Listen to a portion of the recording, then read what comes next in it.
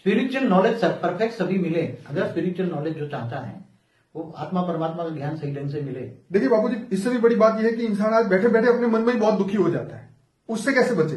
बाकी सब तो सब एक्सटर्नल फैक्टर है, ये इंटरनल फैक्टर है कि इंसान मन में ही बैठे बैठे दुखी हो जाता है। देखो, मुंह चढ़ा के बैठा अंतर्मुखी जब बन जाता है, आत्मा अकेला होता है, तब सोचता है। अब सोच कहां से आती है? उसकी आत्मा में तो सोच उसका दुख का कारण है। उसके मन के अंदर सोच कहां से? उसका दुश्मन कौन है?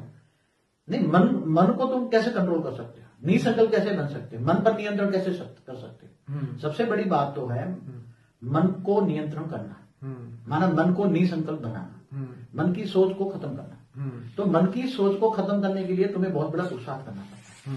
अब कैसे पुरुषार्थ करोगे? नहीं तो तुम्हारे जन्म जन्म के जो विक्रम हैं, वो जो तुम्हारे अंदर थे, तुम्हें मन को निसंकल्प बनने ही नहीं देंगे। हाँ, मन को निसंकल्प बनने, तुम ये सोचोगे पूरे दिन सोचते रहोगे तो आत्मा की एनर्जी और विक्रम विनाश हो जाए और विक्रम बने। सोचते सोचते भी विक्रम तो बनता है ना, तो आत्मा की एनर्जी तो खत्म हो जाती है सोचते ही। सोचना भी एक कर्म है। सोचना भी एक कर्म है, तो सोचने से भी आत्मा की एनर्जी तो जाती है ना।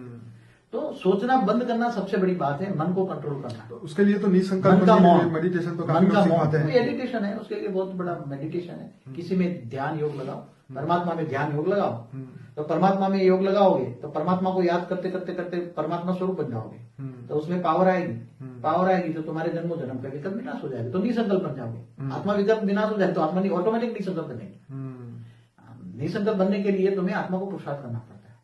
तो तभी उसकी जो रियल जो आत्मा का जो स्वरूप है, सच्चे चित्त आनंद स्वरूप, तब वो बाहर आएगा और आत्मा हर्षित रह पाएगी और इस संसार में शांति से अपना जीवन निभा पाएगी। आत्मा ओरिजिनल स्वरूप में सत्य चित्त आनंद स्वरूप में ही थी। आत्मा का जन्म होता है तब आत्मा ओरिजिनल स्वरूप में परम आनंद स्वरूप में थी, वो परमानंद स्वरूप में थी, निजानंद स्वरूप में थी, दिव्यानंद स्वरूप में थी। सब वही सारे आत्मा की लक्षण है ना।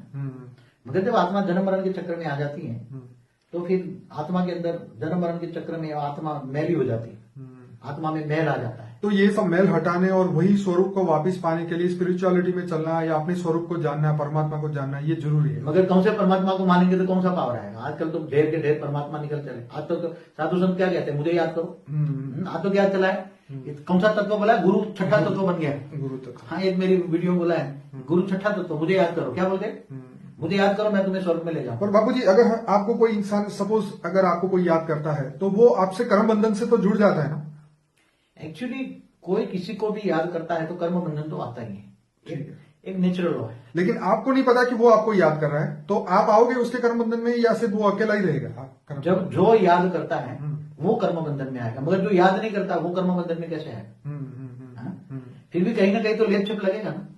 नहीं, हमने अमिताभ बच्चन को कभी पर्सनली नहीं मिले, लेकिन फोटो देखा है और पूरे दिन हम देखो